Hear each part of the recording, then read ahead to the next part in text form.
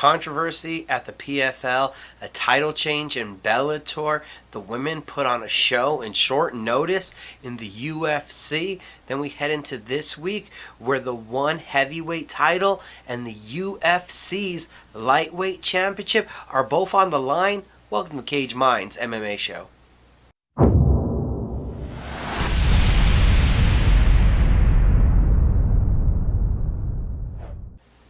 Hi, I'm Micah Frankel. Let's get to the highlights. We'll start off with the 2021 PFL number 3, the main event, the debut in the PFL, a former UFC heavyweight champion Fabricio Werdum against top Brazilian prospect Renan Ferreira. And we start off with Werdum taking the fight right to the mat as he ends up getting put on his back. It's Werdum throwing up his legs and being able to lock in a triangle choke. And this is where the controversy comes in because we see the hand that's on the opposite side that the referee is on, come up on the backside of Werdum and possibly tapping on the shoulder in super slow-mo, which was shown many times during the replay. Not many times in real time, but many times in super slow-mo. Looked like a clear tap from Ferreira. In real time, not so conclusive, but we're not looking at it in real time as they did in the replay. And there you see the tap not really acknowledged. Ferreira starts to pound. Werdum, 4 or 5 seconds after this tap, looks like he's forced out of the submission, holding on to it because he was pounded out of it, and Ferreira then pounds his way to a TKO victory. Werdum is adamant that he felt the tap. The commission has quickly looked at the situation and come to a conclusion and has resolved the fight to be a no contest. So instead of Ferreira with the first round TKO win, instead of Werdum with the first round submission victory, the commission there in Atlantic City has called the fight a no contest. Each fighter gets 1 point. Each one definitely eager for a rematch. It'll be intriguing to see if the PFL makes that happen. In the co-main event, Kayla Harrison, the 2019 women's lightweight champion, looking to defend her title. She makes quick work of Marina Moraes, being able to get into the clinch. Of course, the judo fighter wanted to be there, gets the trip, and from there is able to get into the mount. And then Moraes is having to answer the horrible question: do I want to get pounded on from back mount or from being mounted? Either way, it was quick work and a first round TKO for Kayla Harrison. Then we saw an upset as Brandon Sales is able to stop Muhammad Usman. It was a couple of punches, the straighter, cleaner ones touching the chin of Usman, getting the knockdown. Sales just steps into mount. Usman gives his back, and then the rear naked choke puts Usman to sleep. You had Larissa Pacheco defeating Julia Podge with a TKO in just 51 seconds. A left hook for the knockdown, following to the mat. The follow-up ground and pound was academic. Brazil's Bruno Capozella puts Ante de Lige against the cage and unloads a furious combination of hooks, getting the knockout in just 41 seconds. The quickest finish for the men on the night. And Denis Gotslov is able to beat short notice replacement Muhammad Reis. Hitting Reis with the kitchen sink before taking the fight to the ground and being able to slide up the back and finish with the ground and pound from the back mount. The heavyweights, as promised, delivered a bunch of finishes there for PFL 3 on Thursday night. Jump over to Friday, where MMA action was on Showtime. Bellator 258. The bantamweight title on the line in the main event. Juan Archuleta, his first title defense against Sergio Pettis. And Archuleta, unfortunately, was not able to get his takedowns going. And when he did, Pettis was popping right back up. Pettis, the more seasoned striker, showed that experience, showed that skill level advantage, and was picking off Archuleta the entire night as Archuleta was trying to initiate the combinations, but it was Pettis stepping to the side, cutting the angle, and scoring with his overhand right as a counter. The weapon was used incredibly, and we see Sergio Pettis equaling the feat that his brothers attained and now becoming a world champion. First set of brothers that I can think of in this modern MMA era to reach this pinnacle history for the Pettis brothers. Co-main event, the light heavyweight Royal Grand Prix. Anthony Rumble Johnson survives getting hurt. I thought he was done. I thought he was finished against the cage. Jose Augusto had him hurt. A left hand knocks down Rumble, and it looks like Augusto's going to find the finish on the ground. But Johnson makes it to the second round, finds his composure, brings the right hand behind the jab, and of course, when it lands flush, nobody can handle that Johnson overhand. A devastating weapon, and it scores the knockout. We also had a big upset as Peter Quilley is able to cut open Patrick Freire in the closing seconds of the first round. Freire taking the fight to the ground and hacking elbows from Quilley cause a major cut in the hairline of Pitbull. The doctor sees the blood flowing into the eye and orders the stoppage of the fight. Freire would like a rematch. Quilley feels that he's moved on, and intriguingly enough, in the Bellator rankings, which Peter Quilley came in unranked, he jumps in as number 6, and Pitbull Freire drops down from 1 to 2. A little interesting that the winner of the fight did not jump over the guy he beat.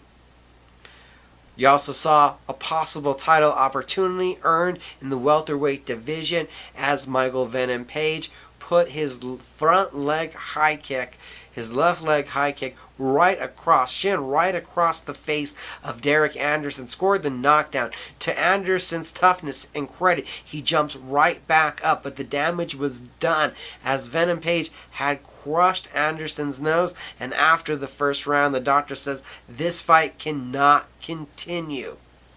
In the prelims, you saw Patchy Mix get back on track, taking Abbott Morales to the ground, and in the third round, locking up the arm triangle choke for the finish, was hunting the back the entire fight. A vintage Patchy performance after falling short in the world title opportunity.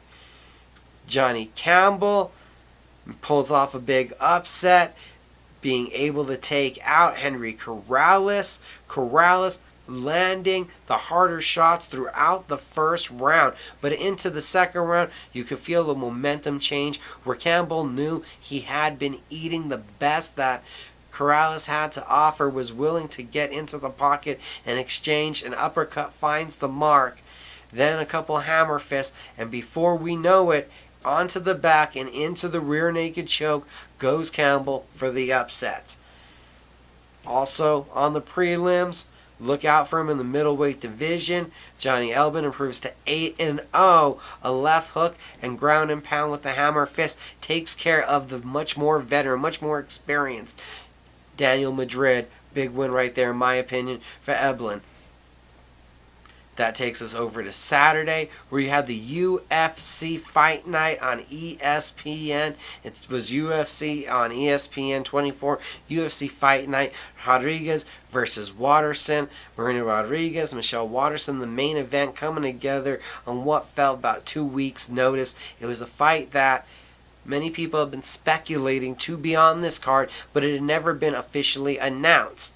Not to mention, with the injury to TJ Dillashaw and the unfortunate dispute with the UFC and Diego Sanchez that led to them parting ways, the promotion needed a main event, and it's two ranked strawweights, Rodriguez at number 6 and Waterson at number 9, jump in to take the fight on short notice, going 5 rounds, 25 minutes on the contract, but they jump up to 125 for this encounter, and there was a reason this one was in the main event, and it's because they could deliver main event quality action. We knew going in Rodriguez would be the bigger, more powerful fighter, the more natural 125er, where again, we've harped on it before, Waterson has been a world champion at 105, even though that was a long time ago and she's a full 115er now. you still had to expect that Rodriguez was going to come in as the bigger fighter, having the height and reach advantage, and that was emphasized in the exchanges. You could see in the impact of when Rodriguez would land, her right hand was the best used weapon, closing in, throwing combinations, being able to get into the clinch, and landing more devastating knees once inside. You saw just a higher activity level where Waterson, who does have a high activity level, just more of those combinations in the pocket from Rodriguez making the difference. The right hand was doing the damage. And in the fourth round, though, the tide turned. Probably all first three rounds were edged out and won by Rodriguez. But the takedown from Waterson was a pivotal point in the fight, where the fourth round, the most dominant one-sided round of the fight, was won by Waterson, dominating Rodriguez on the ground. Into the fifth round, though, and we went back to standing, Waterson gave it all she got. It looked like she hurt Rodriguez with a spinning back kick to the body, and also did some kind of damage where you saw a swelling to the right side of Rodriguez's jaw from a left leg high kick smacking her across the face from Waterson. Waterson doing the damage. In my book, it looked like 48-47, one judge agreeing, 49-46 on the other two. And Rodriguez picks up the victory in what obviously was the fight of the night. Obviously delivered in a bind, in a pinch, as a main event. Those two ladies should be proud of the performance they put on and the show that they put on ESPN. In the co-main event, it was a coming out party for Alex Morono, because if you didn't know who he was, you definitely know now. Cowboy Cerrone, a legend, his 37th trip into the octagon, tying Jim Miller for the most all time. And it's Morono doing a great job of being able to cut off Cerrone. When Cerrone wanted to throw, Morono was just a split second faster, cutting off Cerrone and being able to land. Early on, the body kicks and the technique of Cerrone was throwing Morono off, but then he found a home for the right hand, a pushing teep kick, and some stiff jabs that started to do damage and started to take off the forward pressure that Cerrone was trying to bring, to the point where the overhand right lands and stuns Cerrone in the second round, or towards the latter stages of that first round. Morono's able to cut off Cerrone on the cage and fire off punches until the ref jumps in. A standing TKO victory for Morono, who needed to get back in the win column, just really to invigorate his team. A hard night for the Fortis MMA bunch. Morono, a bright spot. Earlier on in the night, Diego Ferreira versus Gregor Gillespie, and Ferreira started out the fight being able to stuff takedowns, landing hard shots, looking like he had Gillespie's number, doing just what he said he was going to do in the pre-fight interview. I'm going to stuff the takedown, and I'm going to pick the wrestler apart and hurt him on the feet. Well, that was true for the first round, as every time they hit the ground, you saw Ferreira diving on a leg, able to cause a scramble off of the submission threat. But after a 90-second scramble in the second round, you saw Ferreira, who had missed weight by 5 pounds, start to hit E on the gas tank, where Gillespie got a second win in between the first and second round, kept pushing, and was able to get all the way to the back mount and pound his way to the finish. It was a change of momentum. It was a crazy comeback. It was a great win for Gregor Gillespie. And to open up the card, you saw Carlton Harris versus Christian Aguilera. Aguilera gets hurt by a right hand, is forced to shoot in on a bad takedown, and that's when the long limbs of Carlton Harris is able to lock up an anaconda choke, the best submission finish on the card. And those were our highlights from last week. Heading over to the headlines, we're going to look at this week for UFC 262 and a late adjustment to that card. Joel Alvarez is out, and Christos Giagos is going to be facing Sean Soriano. Makes his return to the UFC after 6 long years. For the following week, UFC Fight Night on May 22nd, there's a trio of adjustments to that card. This fight night, or This fight night is gaining with UFC 262 loss, which is Jack Hermanson versus Edmund Shabazian, and also seeing the rebooking of Ben Rothwell versus Felipe Lins, which was supposed to happen last week. Also, Daniel Wolf has been forced out, and Felicia Spencer will now be facing Norma Dumont. That's all for the UFC Fight Night on May 22nd. You also recall that this past weekend's fight night lost Amanda Ribas versus Angela Hill due to COVID-19 protocol. That fight has been rebooked for the UFC Fight Night on June 5th. Penny Kinzad versus Alexis Davis and Eric Anders versus Darren Stewart have been announced for UFC 263 on June 12th. Marcin Prokhnio versus Ike Villanueva has been added to UFC Fight Night on June 28th. You got Irene Aldana against Yana Kunitskaya being added to UFC 264 on July 10th. You're also going to now see Amanda Lemoyne versus Monstretta Ruiz. That's a women's strawweight bout. And Phil Hawes against Darren Wynn in the middleweight division, along with Alan Budot and Rodrigo Nascimento at heavyweight, all being booked for July 17th. Ian Heinrich versus Nasruddin Imavov. It's a middleweight bout. That one has been booked for July 24th. Brian Barberina versus Jason Witt. That one in the welterweight division has been booked for July 31st. Vince Morales versus Darko Rodriguez in the bantamweight division, and the same as a bantamweight bout, which is Johnny Munoz versus Jamie Simons, has been added to UFC 265 on August 7th. Fabio Schurant and William Knight, that's a light heavyweight bout. Chase Sherman versus Parker Porter, that one is a heavyweight bout. And Vince Pichel versus Austin Hubbard, a lightweight bout. All three of those are additions to the UFC Fight Night on August 21st. And Gerald Merchart versus Mahmoud Muradov, that one in the middleweight division. And Marcelo Rojo versus Kevin Croom in the featherweight division have all been added to the UFC Fight Night on August 28th. In news on the XFC 44 is going to be May 28th. That card has a trio of additions that I want to mention. In the heavyweight division, you'll see Brett Martin against Charles Barnett.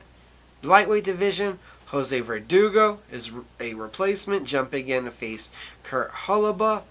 At welterweight, you got LaRue Burley versus Carson Hardman. And also at welterweight, Bobby Nash versus Ryan Dixon. In Bellator news, Bellator 261 on June 25th, we'll see the crowning of an interim heavyweight champion. Timothy Johnson faces Valentin Moldavsky, as Ryan Bader is currently involved in the light heavyweight Grand Prix. And that does it for the news. This week there's 3 events I want to highlight, starting off with UFC Fight Pass on Friday night. LFA 107, LFA Legacy Fighting Alliance, back at the Sanford Pentagon in Sioux Falls, South Dakota. The main event in the featherweight division, Kamula Kirk versus Daniel Swain. Both fighters' last 4 victories come in the first round. Kirk, his last win, a knockout of Guilherme Santos. That won 6 months ago in the LFA. Swain, his last 4 wins, I said all in the first round, all come by submission. The guy is a Big Show vet, has fought for the RFA, XFC, MFC, M1, has fought across the world. In the co-main event, you have a heavyweight contest. Vernon Lewis, a former Legacy FC title challenger who's won 4 of his last 5 fights, takes on Alejandro Solorzano, who is one of the top heavyweight prospects coming out of Mexico. The guy is a Combate vet who's on an 8-fight win streak overall, 7 of those wins in MMA, and a win inside of bare knuckle. You also got a couple of unbeaten prospects on this card, Jordan Hinderman and James Wilson. Not to mention kicking off the night, heralded grappler Alejandra Brown makes her MMA debut against Shania Arnado, who's representing Fit NHB. I saw her throughout her amateur career, a seasoned amateur experience. She did boxing, kickboxing, MMA. This one is an interesting female bout to open up the card. Then the next morning, early in the morning, Saturday, one Championship Dangal, where the main event has the heavyweight title on the line. Brendan Vera defends against Arjun Bular. This fight was supposed to happen a year ago. It's now been rebooked. Also in MMA action on that card, B Win, who you've seen in one championship now. This will be her 6th time. She competed in Legacy FC. She's going to be taking on unbeaten Indian fighter Ritu Phogat, who comes highly touted and reportedly already has another fight booked with the promotion in 2 weeks, so it's coming in as a big favorite. That's early Saturday morning. Saturday night, that UFC pay-per-view. UFC 262, the main event, a new lightweight champion will be crowned. Will it be number 3 ranked Charles Oliveira or number 4 Michael Chandler, the 3-time former Bellator lightweight champion? Oliveira, the all-time leader in submission wins in UFC history, an 8-fight win streak, and 7 of those have come by submission. Not just the submission threat, incredible darces, guillotines, and triangle chokes, but the Muay Thai has come along. Sharp technical striking out of Oliveira. He's come a long way since we've seen him grow up in the octagon. On the other side, Chandler. This is only his 2nd fight inside the UFC octagon, coming over from a career that saw him as a Bellator staple, saw him against Eddie Alvarez and Will Brooks in some of the greatest lightweight title fights that haven't occurred in the UFC. We know the first round knockout against Daniel Hooker to put him in this position. Someone walks away with that UFC title belt. It's going to be a fun one. You got to wonder, is it the power of Chandler, or does he get himself in trouble with the wrestling? Oliveira has been the underdog and almost a forgotten man this entire climb up the ladder. Does he do it one more time? The co-main event is also in the lightweight division. Number 5, Tony Ferguson against number 9, Beneil Dariush. 4 finishes on the 4-fight win streak. Will you look at Ferguson? He's on a 2-fight skid. But overall, the man has 20 finishes of his 25 wins. 12 knockouts, 8 submissions, and you cannot take away, even though he's lost 2 in a row. That comes after 12 consecutive victories. A streak and a stretch like no one had ever seen before. The mental fortitude and tenacity that is always displayed by Tony Ferguson. But has he taken too much damage? Has he lost a step? Is he vulnerable? We'll see against Dariush, who is just technical from his grappling to his striking and hardly ever makes mistakes. A quiet, kind of mild-mannered guy who has put together knockout power now to go with great submissions. We'll see if the adjustments made to Ferguson's game put him back in a title contention, or is he really starting to fall down that ladder and is the best Ferguson in the past. Also on that pay-per-view main card, in the women's flyweight division, number 2, Caitlin Chikagian takes on Viviana Araújo. Araújo has won 4 or 5 in the UFC, back-to-back decision wins over Montana De La Rosa and Roxanne Modafferi. Have you thinking, could Araújo be a win away from a number 1 contender fight? Well, on the other side, Chikagian in November rebounded from the loss to Jessica Andrade with a decision win over who also was a highly touted up-and-comer in the division, Cynthia Calvillo. So not an unfamiliar spot for the New Jerseyan. In the featherweight division, we have more ranked fighters battling on the pay-per-view card. It's number 9, Shane Burgos, against number 13, Edson Barbosa. Burgos, we haven't seen him since a decision loss to Josh Emmett ended a 3-fight win streak. Barbosa is coming off a decision win over Makwan Amirkhani. A great jab is what you see out of Burgos, a guy that's willing to eat one, to deliver one, come forward and take the damage to be able to give it right back. A very big 145er.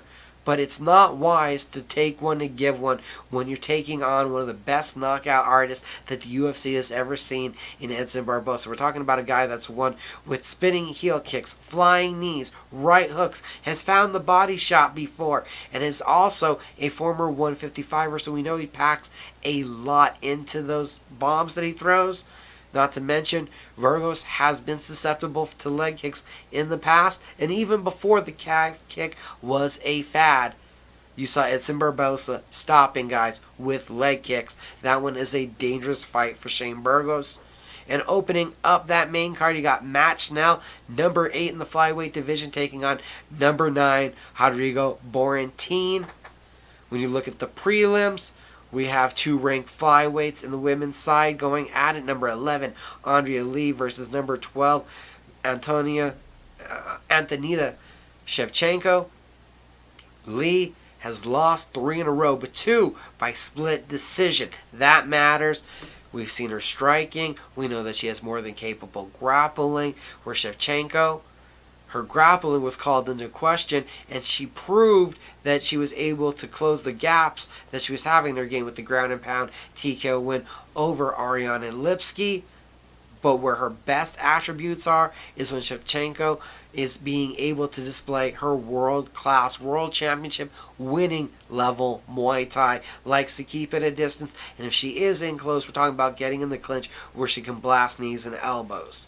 And on the early prelims, it's that short notice fight that I mentioned during the headlines. Talking about Sean Soriano jumping in on short notice to take on Christos Giagos. Soriano, a 3-fight win streak, and Giagos coming in having won 3 of his last 4. I think that one, to open up the card, that one's getting overlooked.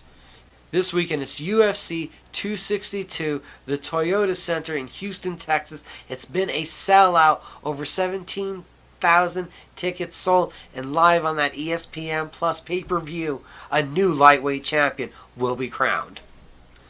Thank you for joining us this week here on Cage Minds MMA Show. Don't forget, of course, visit cageminds.com. Keep up with us on social media. On Facebook, it's Cage Minds Combat Sports News. On Twitter, it's at Cage Minds MMA. On Instagram, it's at Cage Minds_CSN. We got the Micah Frankel's Cage Minds podcast floating around wherever you get your podcast. And just in case you're listening to this on the website, go check out the YouTube channel. It's Cage Minds MMA Show.